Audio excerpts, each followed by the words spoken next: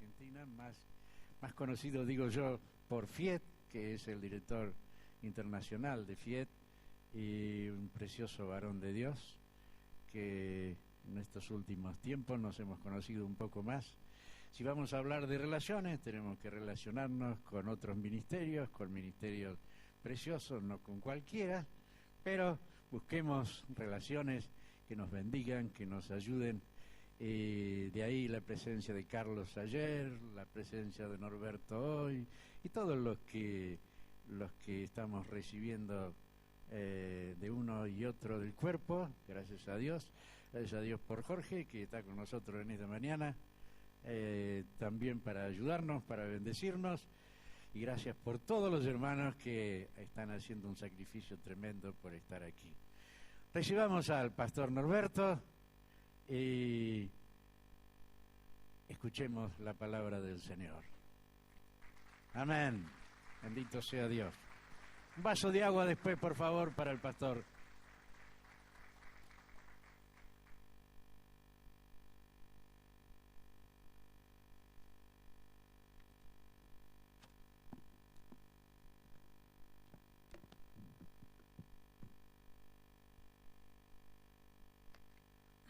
Buenos días, hermanos. Gracias por la invitación y por permitirme estar con ustedes esta mañana acá. Hemos escuchado la palabra del Señor en esta mañana, que nos desafía, y según mencionaba el hermano que compartía la palabra, parece que anoche también había una palabra en esa misma dirección, ¿no es cierto? Y quizás Dios quiera seguir hablándonos en este día, no solamente de las relaciones, sino el sentido de esas relaciones, ¿no es cierto?, que tiene que ver con la misión. Feliz de estar con ustedes, también de disfrutar el momento de alabanza y adoración que hemos tenido, tanto al principio como ahora después de este intervalo. Recuerdo una vez que me presentaron en una iglesia pentecostal de Puerto Rico. Ustedes saben que los hermanos puertorriqueños son bastante especiales en la adoración de tipo caribeña, ¿no es cierto? Así que después de estar allí más de 1 hora y media cantando, saltando y gritando y demás, el pastor que me presentó de esta manera. Dice: bueno, hermanos, lástima que ahora tenemos el sermón, si no seguíamos cantando al Señor. Entendí lo que había querido decir, pero no le salió bien en lo que dijo. Gracias.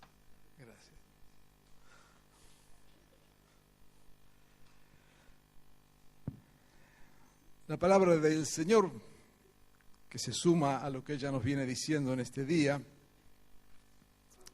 es Babel, Pentecostés y la Nueva Jerusalén. Desafíos para el ministerio hoy. Dios nos da el enorme privilegio de servirle. Si ya la salvación es fruto de una gracia que no podemos explicar, ¿cuánto más el privilegio de servir a nuestro Dios? No hay una forma ni una manera de hacerlo. Y la verdad que en cada tiempo y en cada generación Dios demanda de nosotros esa apertura constante al Espíritu del Señor para que Él nos guíe, cómo serle fiel en cada momento. Porque cada circunstancia, cada contexto, cada tiempo requiere de nosotros no solamente nuevas formas, sino también abrir nuestro corazón y nuestra mente y poder entender en este tiempo tanto lo que Dios quiere hacer como de qué manera Dios quiere usarnos en su gran proyecto. Siempre suelo decir que es muy importante que la iglesia pueda tener los oídos abiertos para escuchar las preguntas que vienen. Es cierto que el Evangelio es respuesta, pero no es respuesta si no escuchamos la pregunta. Las preguntas cambian, el mundo cambia, los desafíos cambian.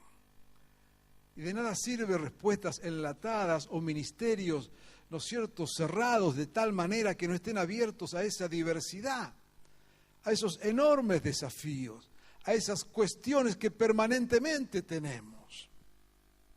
Estaba hace aproximadamente un mes allí en una reunión en el Líbano y me presentaron a un hermano que es director de un seminario en África. Y cuando me lo presenta me dice fulano de tal, no le digo el nombre porque ni me acuerdo y aparte de un nombre africano menos todavía. Entonces me dice fulano de tal, dice, es director de tal seminario, el hermano tiene 25 esposas.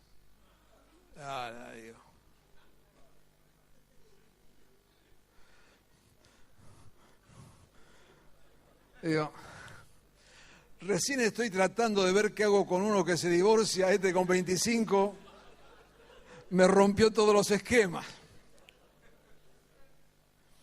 Pero la verdad es que, claro, cuando nos ponemos a hablar con él, lo que hacía este hermano, que hace, él vive en una situación, en un contexto donde las personas, y lo tenemos aún en la Biblia, donde personas que fallecen, los familiares de ese muerto tienen que hacerse cargo. Por lo general, hermanos, cuñados se hacen cargo, ¿no es cierto?, de la familia que queda.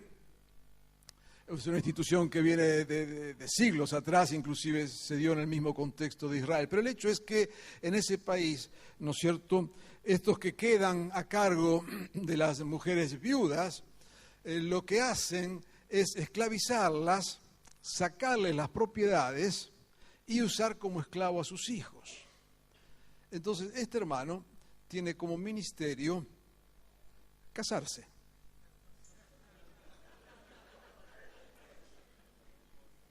En serio.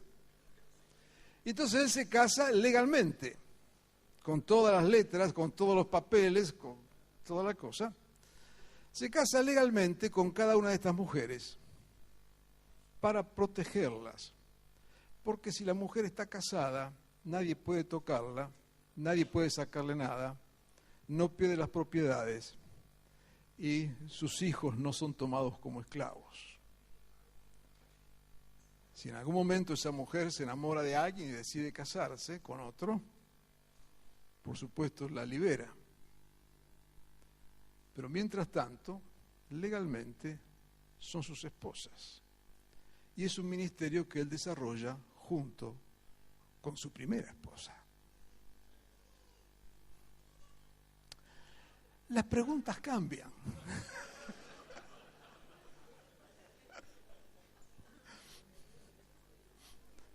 Por eso yo envidio a aquellos hermanos que tienen la respuesta justa para todas las cosas.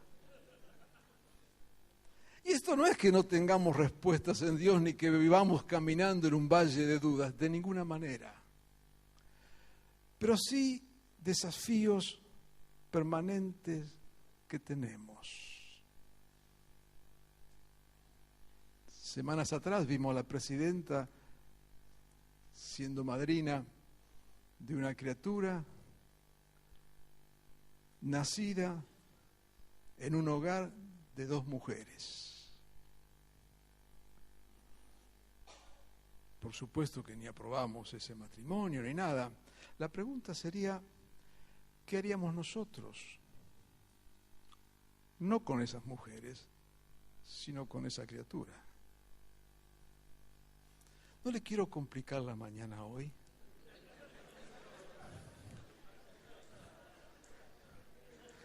Solamente entender entonces aquel texto que cuando nos habla del Espíritu Santo dice que, entre otras cosas, Él vendría y nos guiaría a toda verdad. Si tuviéramos empaquetadas todas las respuestas, no necesitamos al Espíritu Santo.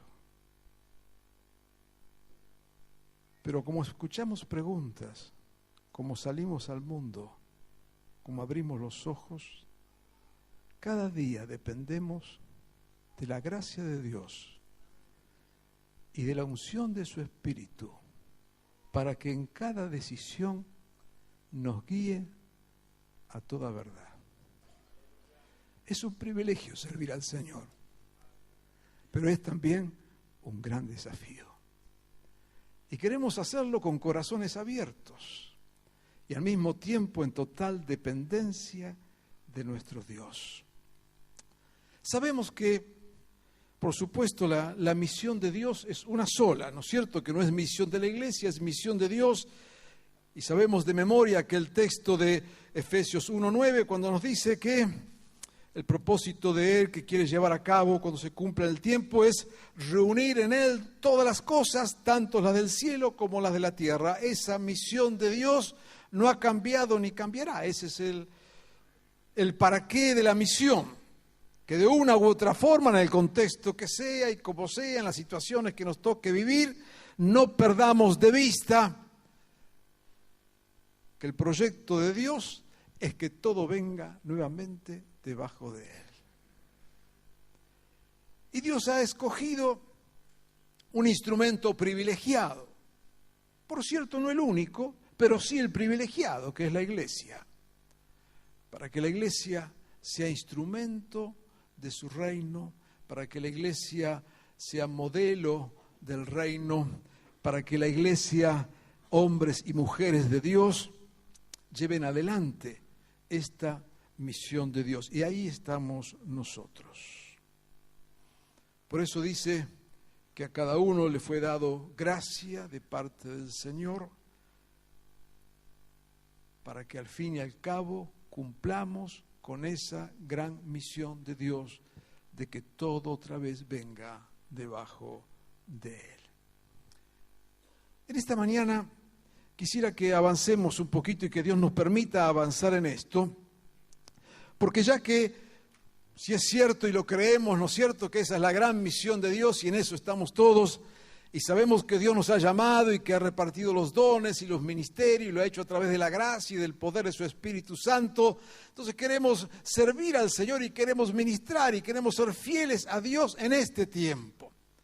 Yo encuentro en la Biblia al menos dos paradigmas de servicio.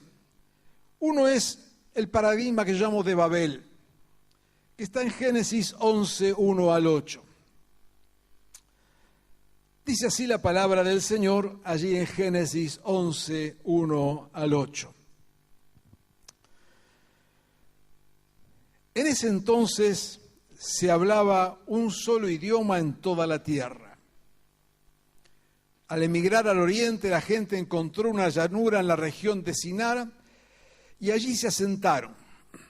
Un día se dijeron unos a otros: vamos a hacer ladrillos y a cocerlos al fuego. Fue así como usaron ladrillos en vez de piedra y asfalto en vez de mezcla. Luego dijeron: construyamos una ciudad con una torre que llegue hasta el cielo. De ese modo nos haremos famosos y evitaremos ser dispersados por toda la tierra. Pero el Señor bajó para observar la ciudad y la torre que los hombres estaban construyendo. Y se dijo: todos forman un solo pueblo y hablan un solo idioma. Esto es solo el comienzo de sus obras, y todo lo que se propongan lo podrán lograr. Será mejor que bajemos a confundir su idioma, para que ya no se entiendan entre ellos mismos. De esta manera el Señor los dispersó desde allí por toda la tierra y por lo tanto dejaron de construir la ciudad. La verdad es que Dios a veces hace cosas que no entendemos. Generalmente Dios hace cosas que no entendemos. Y esto que pone aquí de Babel, me parece a mí que es una de esas cosas que nos cuesta, al menos entender, cuando vemos la forma en que describe lo que pasaba en esta ciudad. Dice que todos formaban un solo pueblo, hablaban un solo idioma, se proponían las mismas cosas y que todo lo que se proponían hacer lo podrían lograr. Yo creo que para más de uno este es el modelo perfecto de la iglesia perfecta. ¿Se imagina? Todos de acuerdo, opinando lo mismo, trabajando juntos detrás de la misma cosa, con un único objetivo. Esta es la descripción que hace aquí el texto bíblico de Babel. La verdad que Babel tiene mala prensa, porque si uno se pone a mirar en detalle algunas cosas de Babel, son la verdad dignas de alta estima. Fíjese que dice el texto, en primer lugar, reconocemos que era esta una gente religiosa. La palabra Babel significa puerta de Dios. Luego, por un juego allí con las letras y la palabra, el lenguaje hebreo se ligó a la palabra confusión, que es lo que luego aparece allí. Pero la verdad que esta torre, como se acostumbraban en las culturas antiguas, eran torres levantadas para Dios. De hecho, eran tipo pirámides de aproximadamente 100 metros por 100 metros, ¿no es cierto?, que en la cúspide de esa pirámide se solía poner un pequeño templo. Así que no era la torre por la torre, no era simplemente levantar un obelisco, ¿no es cierto?, sino que en verdad era un trabajo unido, conjunto, levantando una torre con la intención de llegar al cielo, una manera de decir, con la intención de llegar lo más alto posible. Si lo pusiéramos en nuestras palabras, diríamos que esta gente se había propuesto levantar un monumento, levantar una torre, que era lo que se acostumbraba en aquella época y en aquella cultura, ¿no es cierto?, para expresar su manera de acercarse a Dios, de adorar a Dios, de llegar a Dios, de hacerlo lo más grande posible, para que al fin y al cabo ese Dios estuviera allí en un templo lo más alto posible y que sea mirado, adorado y apreciado por cuanto ser viviente hubiera en la tierra. ¿Qué tiene de malo esto? Por supuesto, ese no era el Dios de Israel y el Dios era equivocado. Pero vamos a hablar de la intención de la persona. Así que eran personas que tenían un profundo sentido religioso y lo expresaban haciendo un monumento lo más grande posible que mostrara su manera de honrar a Dios. Solemos verlo eso aún dentro de la cultura cristiana. Encontramos las grandes catedrales, que uno se maravilla, ¿no es cierto?, en semejantes templos, y que fueron construidos con esa preciosura arquitectónica como una manera de honrar a Dios. Encontramos toda la cultura gótica, ¿no es cierto?, esos enormes edificios con esas puntas que llevan al cielo, que lo obligan a cualquiera mirar hacia arriba, y esa era la intención. Así que esta gente era profundamente religiosa. Pero no solamente era gente religiosa, sino que también era gente que parece que habían desarrollado muy buenas relaciones, porque trabajaban en unidad, dice que estaban juntos, eran laboriosos en lo que hacían, eran esforzados en lo que hacían, eran creativos en lo que hacían. Dice allí el texto que habían inventado el ladrillo. O sea, esto era un paso más en la cultura de la humanidad, ¿no es cierto? Cuando uno ve en el desarrollo cultural cómo se transforman los elementos naturales y el ser humano viene y hace cosas con ese elemento natural y eso se le llama progreso. En este caso ellos dejaron de simplemente amontonar piedras para hacer una pirámide y se pusieron, ¿no es cierto?, a construir ladrillos y construyendo esos ladrillos que encontraron asfalto para pegarlo y de esa manera hacían la torre. Así que vemos que es gente religiosa, gente que honraba a su Dios, gente que trabajaba, gente inteligente, gente creativa y que se había propuesto, según su cultura y su momento, hacer algo digno que los identificara. Dios vino y dijo, la verdad que si esta gente se propone hacer algo, lo va a lograr.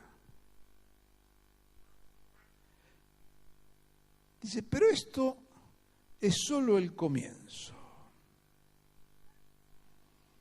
Y entonces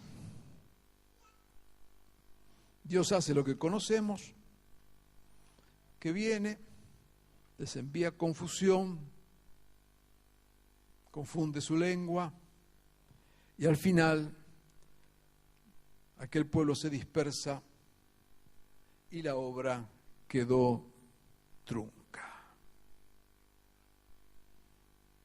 ¿Qué pasaba con Babel? Babel es el símbolo de la verdad única,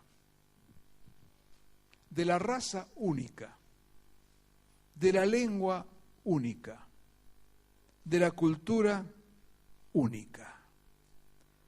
Babel es uniformidad sin disenso. En Babel todos piensan lo mismo, todos hacen lo mismo, con una misma mentalidad. Es interesante que este paradigma de Babel muchas veces lo vemos aún en la iglesia. Interesantemente, vemos que estas cosas que encontramos en Babel llegan a ser características y a veces hasta valoradas dentro de la iglesia. Usted sabe que hay comunidades de fe donde el que piensa pierde, donde hay el pensamiento único, donde no hay espacio para el disenso, donde no hay posibilidades de matices, donde la unidad se confunde con la uniformidad. Y entonces es cierto que en ese contexto y de esa manera se pueden hacer grandes cosas. Si uno estudia ciertos movimientos, ¿no es cierto? Y dice, ¿cómo es posible que la gente esté allí? Los tienen como esclavos, los someten permanentemente, tienen que decir amén que todo, le dirigen la vida, le dicen con quién tienen que casarse, lo que tienen que comer, cómo tienen que vestir, a qué hora tienen que venir, le dicen todo. ¿Cómo es posible que hay tanta gente? Bueno, dice aquí el texto de Babel que esta gente obrando de esa manera podía lograr grandes cosas. Pero resulta que vino Dios. Y Dios parece que tiene otro proyecto. Parece que Dios tiene otra manera de hacer las cosas. Parece que Dios plantea otros desafíos. Y entonces viene el Señor y obra en aquel momento y trae confusión, ¿no es cierto? Y destruye aquel sentido de la uniformidad, donde la estructura es el centro, donde la estructura es autorreferencial, donde está absolutamente en el medio de todas las cosas, y Dios viene y confunde. Y nos muestra luego la palabra de Dios, otro paradigma. Pero fijémonos, ¿no es cierto?, que muchas veces nuestra manera de funcionar, de vivir el evangelio, de ministrar, tiene que ver con este paradigma de Babel. De engrandecernos, engrandecer nuestra institución, pensar absolutamente todo lo mismo, no dar espacio para el disenso, hacernos grande, hacernos autorreferencial, que todos se den cuenta que aquí estamos nosotros, que Dios está con nosotros, y si no lo vieron, le vamos a levantar una buena torre para que se den cuenta. De tal forma que no haya absolutamente ninguna duda que si alguien quiere encontrarse con Dios, se va a encontrar en este lugar. Pero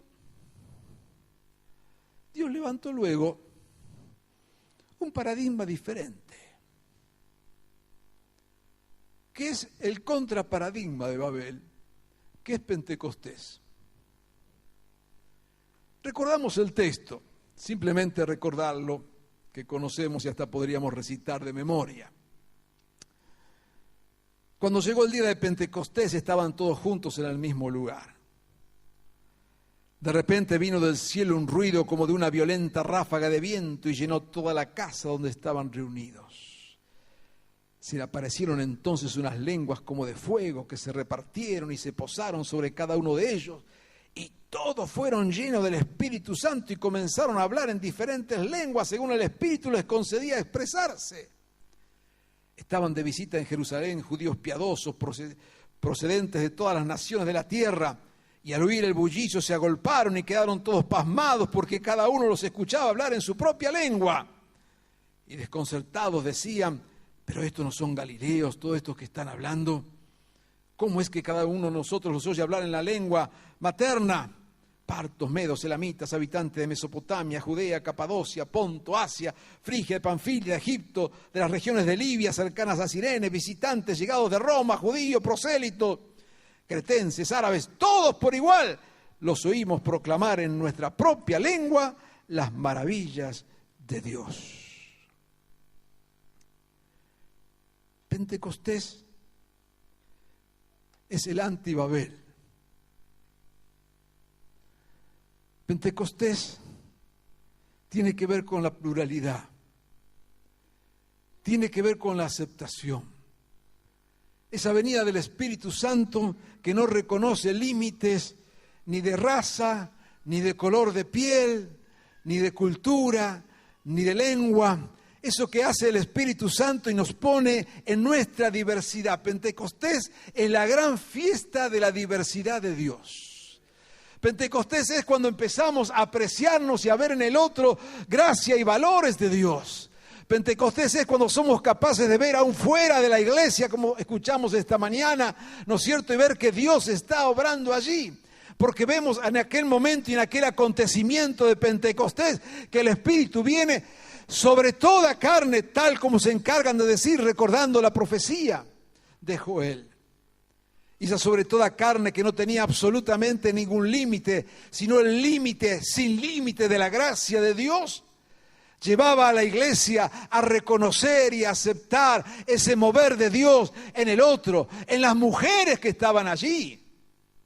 ¿Cómo es posible que Dios hiciera semejante herejía de poner su espíritu sobre una mujer? ¿Cómo es posible? Si ni siquiera valían para ser contadas con los hombres. Si en la multiplicación de panes se nos dice que había 5,000 varones, sin contar mujeres y niños. ¿De dónde salieron estos seres inferiores llamados mujer para recibir ahora el Espíritu Santo?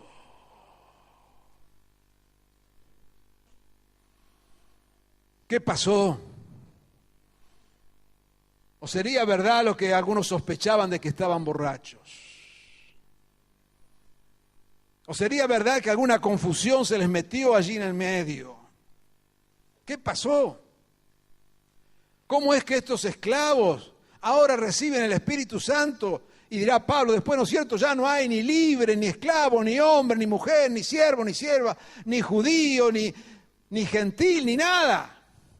Pero no era una invitación de parte de Pablo exagerada para todo un pueblo, era la convicción de que ahora y a partir de Pentecostés, el Espíritu que está puesto en cada uno de ellos les reconoce en su dignidad completa y total y reconoce su valor. Claro que no son iguales. Claro que uno eran de la Mesopotamia, otros venían de Roma y otros eran judíos y algunos de ellos serían tremendamente piadosos.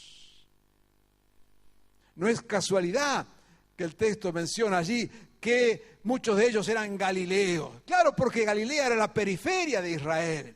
En Galilea no estaban los santos como en Jerusalén. En Galilea no estaban los cristianos lavados y planchados como eran en Jerusalén. En Galilea estaban los medios cristianos, los medios judíos, los mezclados. Por eso allí a Galilea se mandaban los endemoniados. No era casualidad que Jesús encontraba endemoniados en Galilea, porque ahí se los mandaba. Porque Galilea era tierra de segunda. Galilea era la tierra de los cabecitas negras. Galilea era la tierra de los ciudadanos de segunda categoría, de los enfermos, de los leprosos, de la prostitución. Esa era Galilea.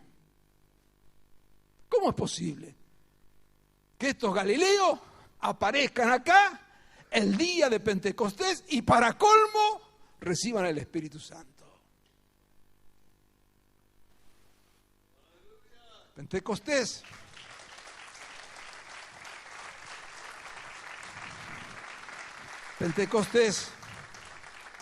es la contracara de Babel. Pentecostés es el desafío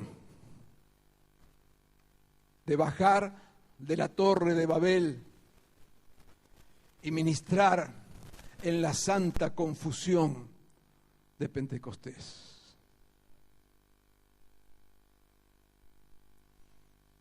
¡Qué locura! ¡Qué locura! Dios obrando allí.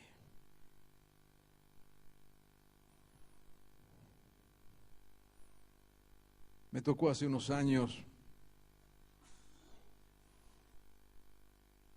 escribir la historia del movimiento pentecostal aquí en Argentina.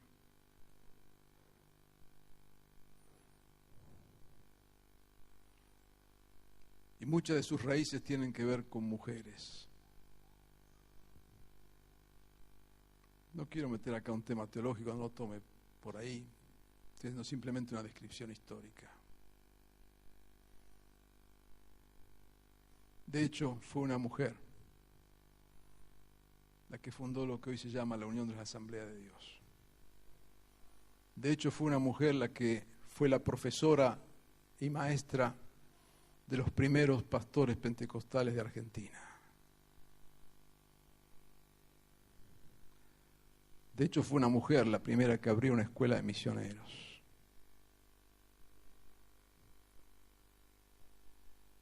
Años más tarde, le prohibirían ministrar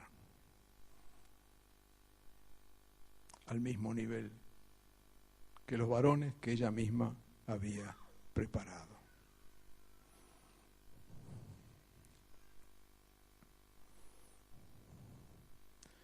Babel o Pentecostés son dos paradigmas distintos.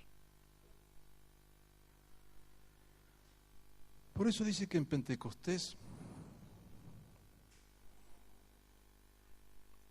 el milagro, la seña allí, es que cada uno hablaba una lengua distinta y le entendía.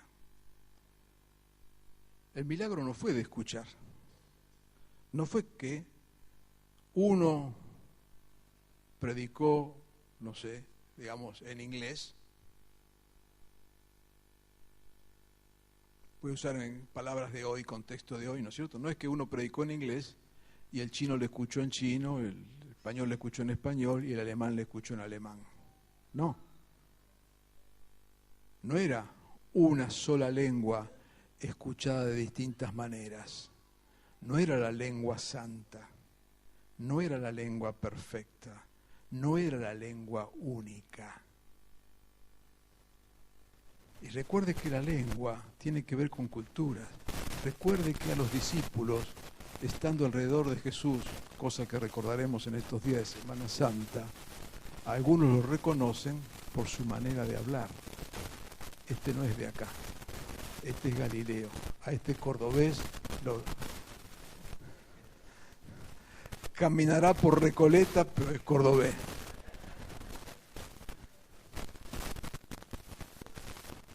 En Pentecostés no vino una lengua que fue entendida por todos. Vinieron muchas lenguas. Vino la lengua perfecta, pulcra, álgebra pulida de los eruditos de Jerusalén. Y vino la lengua de la cumbia villera, de la Palestina alejada, de la Galilea, de los negritos. Cada uno lo escuchó en su propia lengua. Le escucharon algunos cantar el santo, santo, santo, el otro el firme hacia adelante, el otro el coro de Marcos Witt y el otro la cumbia. Cada uno lo escuchó en su propia lengua. Pentecostés muestra la enorme diversidad de la gracia de Dios. Y Pentecostés muestra que podemos acercarnos confiadamente al trono de la gracia, sin tener que comprar ningún discurso único.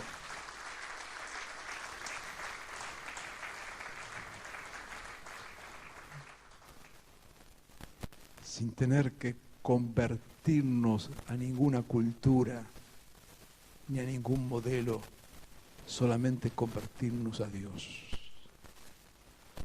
Eso es Pentecostés. Totalmente diferente a Babel. Claro que sería más trabajoso. Claro que esto implicaba mucho más esfuerzo. Claro que esta manera de entender la gracia de Dios y ministrar en ese contexto era difícil. Lo vemos en las cartas de Pablo, luchando con cada iglesia, con cada desafío, tratando de hacer entendible el Evangelio en distintas culturas y de distintas maneras. Y va en un lugar, ¿no es cierto?, donde se ve que las familias, aún dentro de la iglesia, estaban bastante confundidas y mezcladas. Le dice, bueno, muchachos, dice, si van a elegir a un pastor acá, un anciano, que por lo menos ese tenga una sola mujer. Estoy citando el texto, no estoy inventando nada.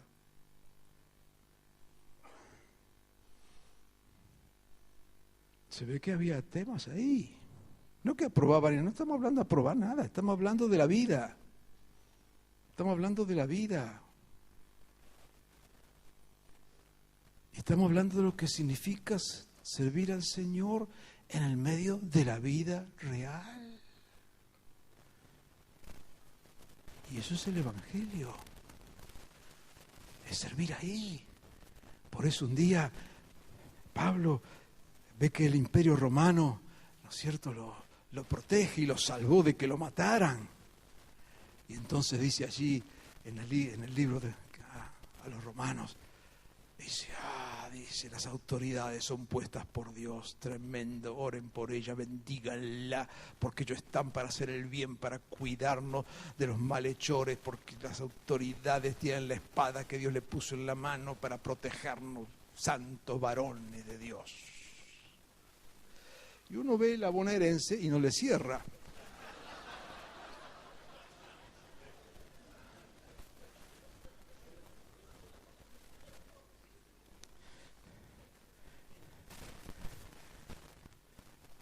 Pero como la revelación de Dios es perfecta, después de Romano vino Apocalipsis. Y Apocalipsis la cosa era diferente. Porque que era el que tenía la espada para defendernos, ahora nos metía preso. Y de hecho, la revelación del Apocalipsis, Juan la recibe un domingo a la mañana en la isla de Patmos, frente a Éfeso, donde estaba su iglesia amada. Dios le regala un culto. Domingo a la mañana, el pastor de la iglesia está preso en una isla frente a la ciudad y Dios le regala un culto. En ese culto que Dios les regala, aparecen varias cosas. Y en algún momento, cuando se escriben las cartas a las iglesias,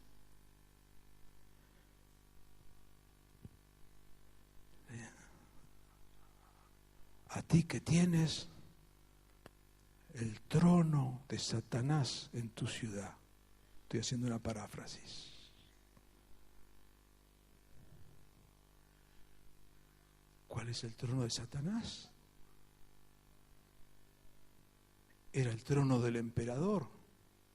Pero para un poquito. Pero este no era el que nos había dicho Pablo que era puesto por Dios, que lo teníamos que honrar, que lo teníamos que hacer, que Dios le dio la espada, que todo esto. ¿No era este tipo el mismo? Sí, te voy a explicar una cosa. Y que cuando él los defendía, era el instrumento de Dios. Ahora que los mete en cana, es el trono de Satanás.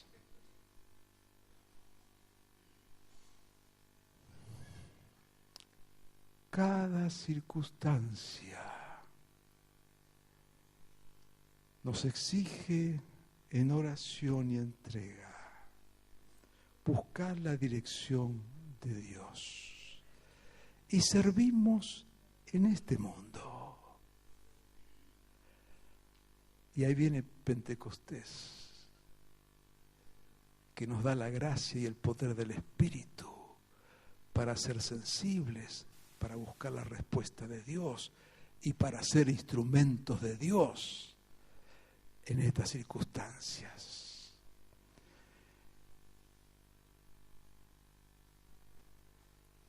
Es aquí donde ministramos.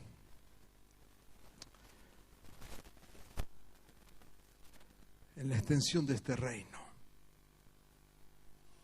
Y permítame mencionar 3 actitudes, o si prefiere usted, 3 lugares de ministerio en este paradigma de Pentecostés. El primero se encuentra en Hechos capítulo 15. Y yo le llamo a esto, ministramos en la choza de David.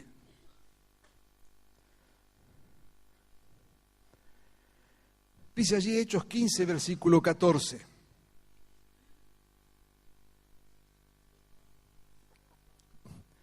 Simón nos ha expuesto como Dios desde el principio tuvo a bien escoger de entre los gentiles un pueblo para honrar a su nombre. O sea, la palabra aquí que viene en estos Hechos 15, Hechos 15 la iglesia está discutiendo qué hacer con estos que no son judíos. Hechos 15 la iglesia está pensando qué hacemos con estos que no son como nosotros. Hechos 15 la iglesia está aceptando el desafío de lo diferente, de lo diverso, de lo que no entienden. Y entonces, en medio de ese desafío, viene esta palabra. Y dice, Simón nos ha expuesto lo que Dios desde el principio tuvo a bien escoger entre los gentiles, un pueblo para honrar su nombre. Con esto concuerdan las palabras de los profetas, como está escrito. Después de esto volveré, reedificaré la casa derrumbada de David. Sus ruinas reedificaré y las restauraré para que busque el Señor el resto de la humanidad, todas las naciones que llevan mi nombre. El tabernáculo de David era una tienda bajo la cual David puso el arca cuando la había rescatado de los filisteos. Fíjense que no era un tabernáculo como el famoso tabernáculo de reunión, ni siquiera como el templo de Salomón. El tabernáculo de David era una tienda simple, que solo tenía el arca. El tabernáculo de David nos habla de la simpleza y sencillez para estar delante de la presencia de Dios. Tabernáculo no tenía el de David lugar santo, atrio, lugar santo, lugar santísimo. No tenía nada de las otras cosas que solía tener el tabernáculo anterior y luego el templo. En el tabernáculo de David no había ningún requisito de nada. El tabernáculo de David era el arca, símbolo de la presencia de Dios, y acercarse allí a adorar a ese Dios y alabar a ese Dios de la manera más amplia posible. Y es ahí que David, ¿no es cierto?, introduce toda esa cuestión de instrumentos y de manera de adorar al Señor y convoca a toda la tierra. Y vemos en los salmos de David que convocan a todas las naciones que vengan a adorar al Señor. ¿Qué te pasó, David? ¿Qué tomaste? No es así, David. Porque para venir a adorar a Dios tiene que tener un sacerdote y un sumo sacerdote y tenés que cumplir con todos estos ritos y guardar todos estos pasos y cumplir con estas cosas, y de repente, si sos un buen sacerdote y si la pegaste y si agarraste el quiniseis una vez en tu vida, vas a entrar a ese lugar santísimo. Y David, no, ¿qué pasa? Naciones, vengan a adorar. ¿Qué le pasó a este tipo? No entendió nada.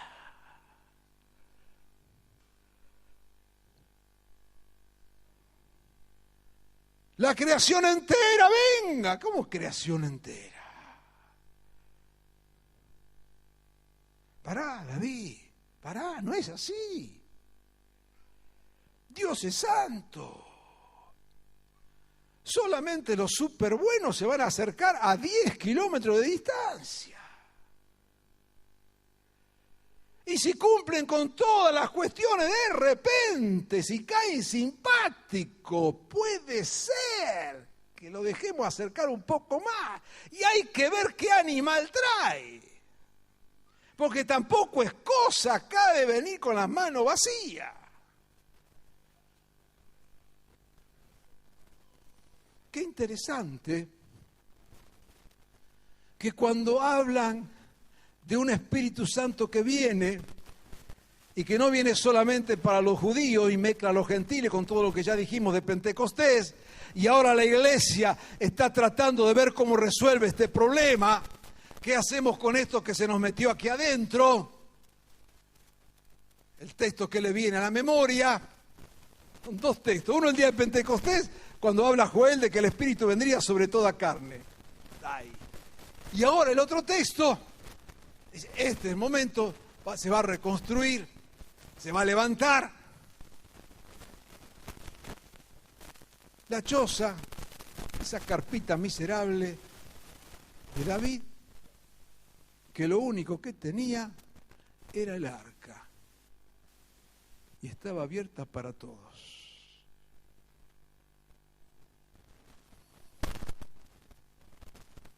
¿Qué significa ministrar en la choza de David? Una iglesia abierta para todos. Un ministerio abierto para todos. Pero cuando decimos abierto, no es solamente de las puertas físicas abiertas. Cuando decimos abierto, no estamos diciendo vení aquí conmigo, que la tengo clara, que soy el bueno, que tengo teléfono rojo con el cielo y la última revelación, y vení a escuchar, sentate, aprendé lo que yo te voy a decir. No, no es eso. No es eso. Ministrar en esta choza reconstruida de David significa saber que lo importante, lo único que vale, es el arca que está ahí, y todos nosotros, con dones, ministerios, sin ningún don y sin ningún ministerio, nos acercamos por igual. Porque el que nos convoca y el que nos permite acercarnos es la gracia. Es cuando dejamos de lado las jerarquías y las estructuras Y entonces en verdad nos abrimos al único Dios que nos convoca y nos reconocemos totalmente deudores de su gracia. Ministrar en la choza de David. Un ministerio abierto, de mente abierta y de corazón abierto. Hay un segundo ministerio que se complementa dentro de este paradigma de Pentecostés. Y es el ministerio que aparece en Ezequiel 47, verso 1-2, y por cuestión de tiempo no lo voy a leer porque usted conoce bien el texto. Que es aquel texto cuando terminan de construir el templo y recibe Ezequiel la visión de un río que sale debajo del templo, debajo de los umbrales del templo. Es ministrar en el río de Dios. Israel había terminado de reconstruir el segundo templo. Y el tema allí es esta idea que tenía Israel de tener a Dios, como todos los pueblos, encerrado en el templo. Allí está Dios. Y porque Dios estaba allí, Jerusalén era la ciudad de Dios. Y el templo ese era el templo de Dios. Y quien quisiera encontrarse con Dios tenía que ir al templo. El ministerio ahí se entiende, ¿no es cierto?, aún en la iglesia hoy, con ese concepto de templo salomónico, es encontrarnos con Dios aquí, a través de ciertas personas que tenemos ciertos y determinados dones. Y si querés encontrarte, tenés que venir, aceptar esta estructura, ponerte debajo de esto, y acá va a estar Dios, porque a Dios lo tenemos acá encerrado. Cuando el pueblo termina de reconstruir el templo, felices. Algunos lloraban, decían esto más o menos, dice, no se parece a algo, pero no es tanto como el otro. Viene Dios y le dice, muchachos, ahora ustedes sí que el templo quedó pipí cucú. Ustedes están felices. Ahora otra vez toda la gente va a decir, vamos a Jerusalén. Ahí está el templo de Dios. Así que prepárense. Otra vez junten a los sacerdotes, establezcan el orden, arreglen las mesitas para los sacrificios, para el cambio de dinero, preparen el altar, preparen la leña. Ya tienen el templo con todos los elementos que ustedes necesitan. Ahora sí que están hechos. Y todos a una misma voz gritaron amén. Cuando Dios escuchó el amén, dijo, bueno, tengo una noticia para darles. Yo me voy. No, ¿cómo que te va? Pará, vamos a empezar de vuelta. Pusimos unos cuantos mangos acá. Trajimos madera de todos lados. Reconstruimos, no tuvimos que pelear con los babilonios, con todo. Hicimos un lío bárbaro.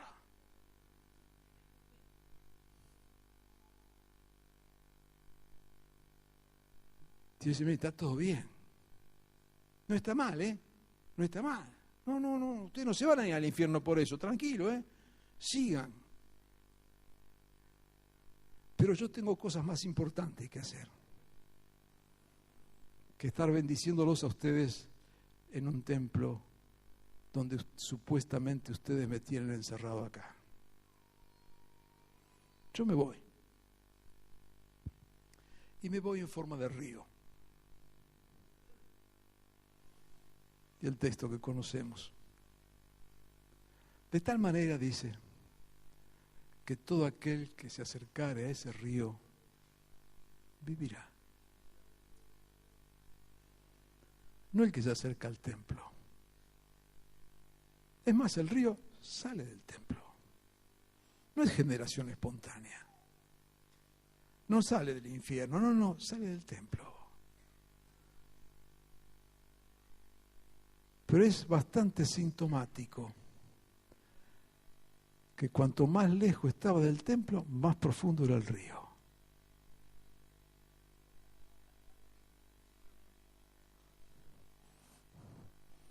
Hay cosas que no entendemos de Dios.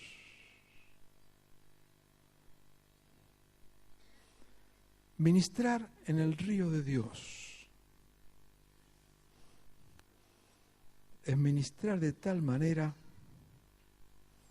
que aprendamos a vivir en la frescura de lo que Dios hace cada día, de un Dios que no podemos encerrar, de un Dios que no podemos manipular, de un Dios que no podemos fijar en el tiempo. Nuestra tendencia es fosilizar los momentos en que Dios nos ha bendecido. Y alrededor de ese momento en que Dios nos bendijo, construimos un edificio, construimos una estructura de pensamiento, o construimos las paredes que se nos ocurra, porque Dios ahí nos bendijo de esa manera y Dios de acá no te vas a escapar. Hace algo más de 100 años atrás, hubo un gran mover de Dios que dio origen al movimiento pentecostal. Y en aquel momento, en ese gran mover de Dios, a Dios se le ocurrió que la gente que estaba orando allí hablaba en lenguas. Estaba en la Biblia, por supuesto. Y a partir de ahí dijimos, ok, saque el carnet de hablar en lengua.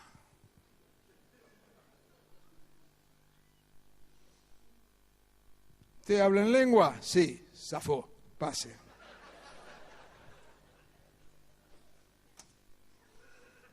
No niego el hablar en lengua, no, nada, como diría Pablo, y es verdad, hablo en lengua más que cualquiera de ustedes. No ese es el tema. El tema es que fosilizamos el mover de Dios.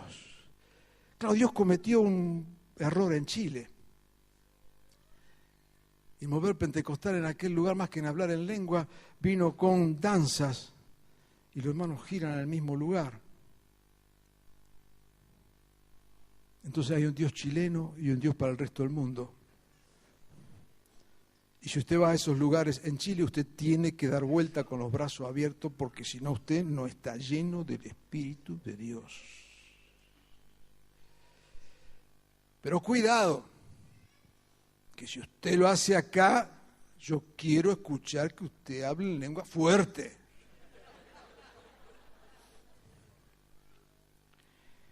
Y Dios dice, muchachos,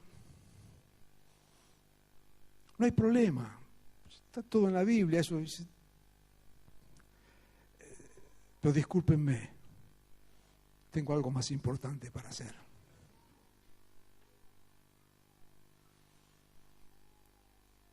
Definir dónde nos ponemos. En el templo no está mal, no está mal. O en el río. Y en el río está mejor. Un ministerio y una misión al estilo de la choza de David, abierto a todos, y un ministerio en el río de Dios, donde lo más importante no somos ni nosotros, ni nuestra estructura, ni nuestra denominación, ni nuestro paquete de cosas, sino el mover fresco, nuevo, sobrenatural de ese río del Señor. Por último, un ministerio fuera del campamento. Dice en Hebreos 13, versículos 10 y 14.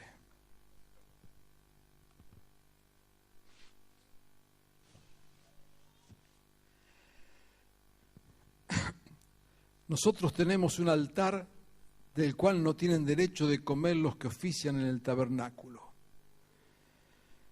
Porque el sumo sacerdote introduce la sangre de los animales en el lugar santísimo como sacrificio por el pecado.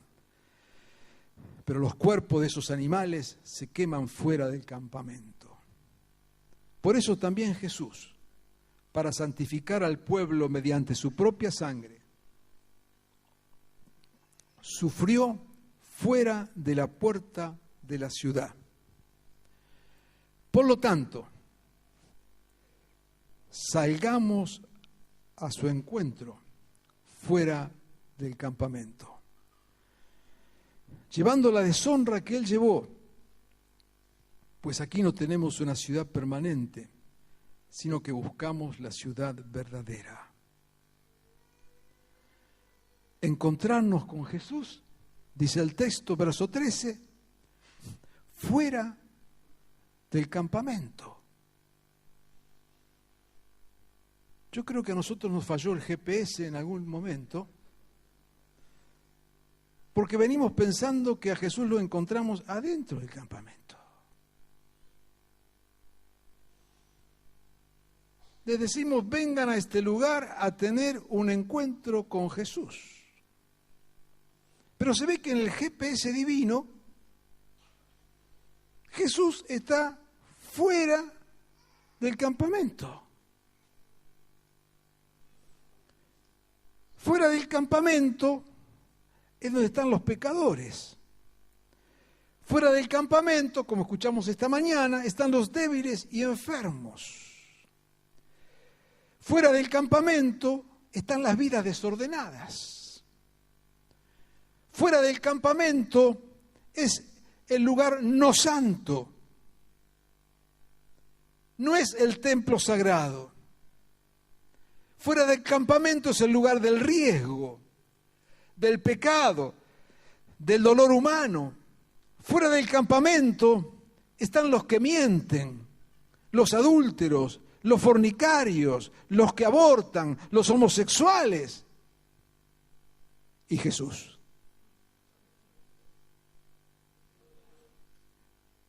Allí está la mujer samaritana con 6 maridos.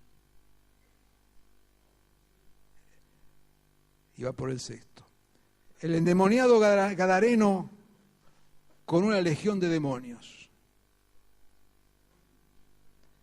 Lázaro atado por las vendas de la muerte. Pero allí está Jesús. Ministrar fuera del campamento.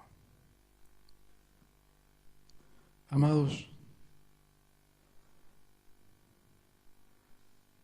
en esta mañana el Señor sigue invitándonos. Y digo sigue porque desde temprano que nos está hablando en esto. El Señor sigue invitándonos y sigue desafiándonos.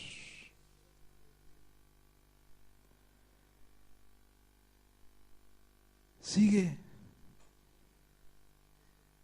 con aquella locura de poner todo bajo su cabeza.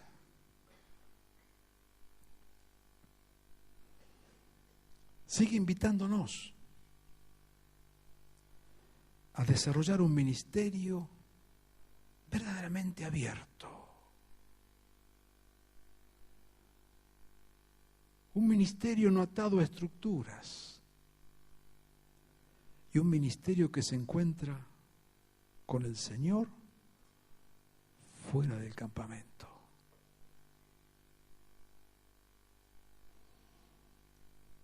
Por eso, cuando el Señor nos cuenta el final de la película, porque nosotros en Apocalipsis tenemos el privilegio de conocer cómo va a terminar esto. En Apocalipsis 21 dice lo siguiente: Después vi un cielo nuevo y una tierra nueva. Porque el primer cielo y la primera tierra habían dejado de existir, lo mismo que el mar. Está hablándonos al final. Vi además la ciudad santa, la nueva Jerusalén, que bajaba del cielo, procedente de Dios, preparada como una novia hermosamente vestida para su prometido. Oí una potente voz que provenía del trono y que decía: aquí entre los seres humanos, repito, aquí entre los seres humanos, todos, está la morada de Dios. Él acampará en medio de ellos. Ellos serán su pueblo. Dios mismo estará con ellos y será su Dios. Enjugará la lágrima de los ojos. No habrá muerte, ni llanto, ni lamento, ni dolor, porque las primeras cosas ya han dejado de existir. Verso 22. No vi ningún templo en la ciudad.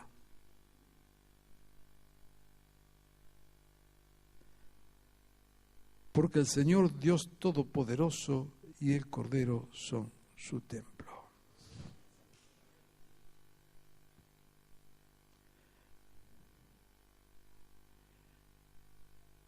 Es verdad que en nuestra vida eterna nos gozaremos y cantaremos y haremos tantas cosas, una eternidad. Pero a los hermanos que son culteros, tengo la mala noticia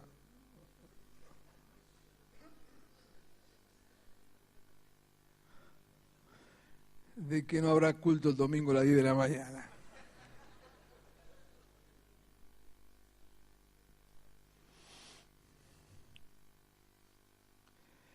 Porque en esta ciudad que Dios soñó y que la va a hacer, será una ciudad sin templo. Es decir, no habrá un lugar para encontrarse con Dios, sino que Dios nos habrá encontrado a todos. Y todos viviremos en ese encuentro con Dios. Ministrar creyendo esto significa abrirnos al mover soberano del Espíritu, animarnos a dejar atrás toda cuestión que nos ponga un ancla, toda estructura mental, toda estructura que signifique ahogar lo que Dios hace, y podamos abrirnos delante del Señor en este tiempo. Señor, ¿qué hacer? ¿Cómo hacerlo? No sé, Señor. Lo único que sé es que tú sigues queriendo que todo venga debajo tuyo. Pero danos, Señor, la apertura y la gracia tuya para no encerrarte, para no atarte, y danos el valor para irte a buscar fuera del campamento. Oremos.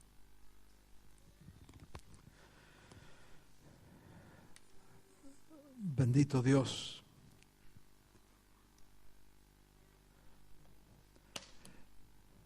te bendecimos, Señor, en esta mañana.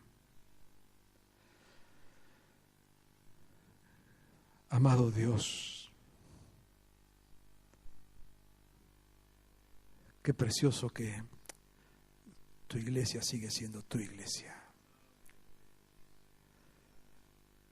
Oh Señor,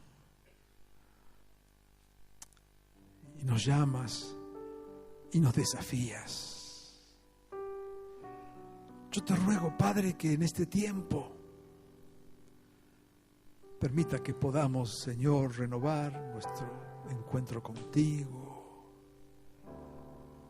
pero renovarlo, Señor, con un sentido de misión. Oh Dios, cuántas veces perdemos tiempo entre nosotros encerrados, Señor, en nuestras pequeñeces, que nosotros creemos que son cosas grandes. Pero, Señor, abre los ojos para que miramos.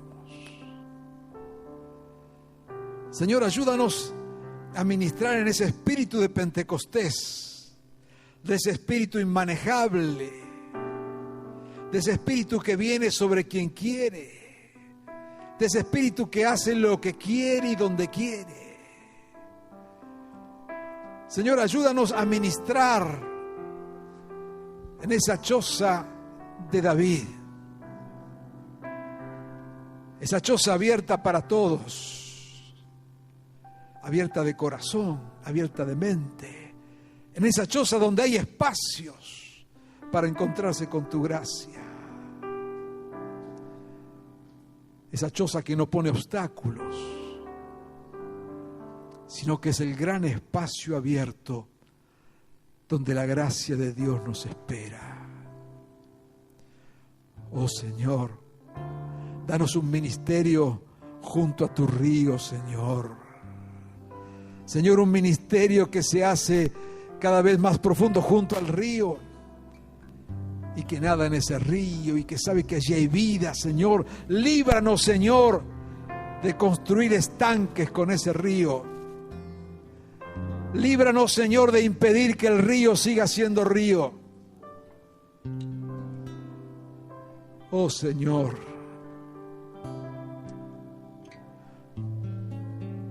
danos el valor para encontrarte fuera del campamento. Señor, danos el valor para encontrarte allí donde está el ser humano, en sus pecados y en sus limitaciones, en su ceguera. Oh Señor, que seamos capaces de verte a ti. Pero tú no estás allí, Señor, de turismo. Tú estás por amor, porque diste tu vida, porque quieres redimirlo, porque quieres que el endemoniado sea liberado y el enfermo sea sanado y el hogar destruido sea reconstruido y la vida deshecha sea una vida que te honre. Señor, llénanos de tu espíritu para que vivamos y ministremos de esta manera, tomados de tu mano, Señor, abiertos a lo que tú quieras hacer, con la gracia y poder que viene de ti. Oh Señor, úsanos. Aquí estamos, Jesús. Y en este tiempo, en este fin de semana, trabaja en nuestros corazones. Profundiza, Señor, nuestras relaciones. Abre nuestros ojos y llévanos, Señor, en tu nombre, buen Jesús. Amén y amén. Amén.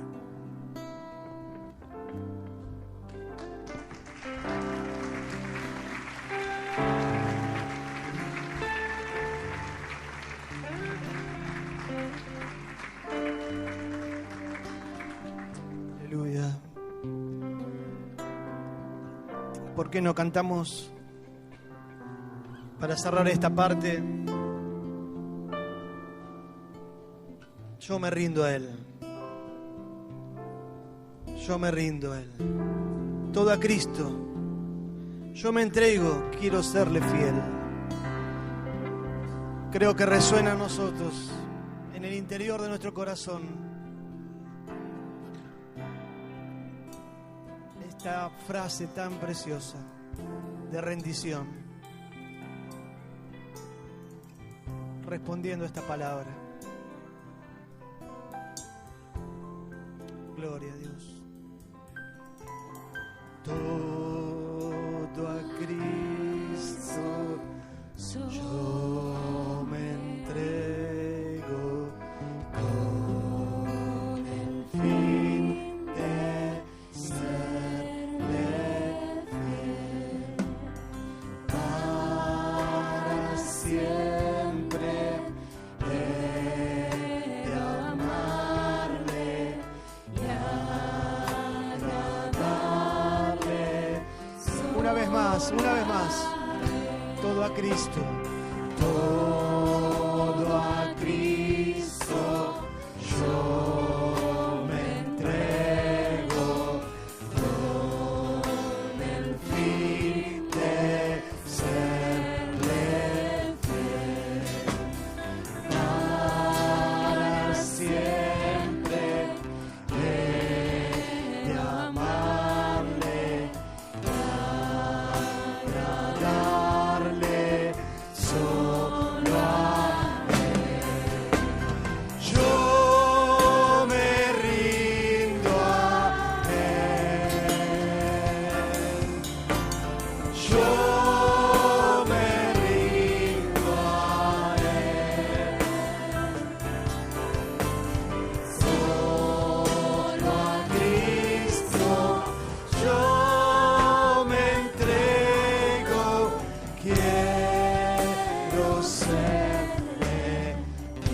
más el coro.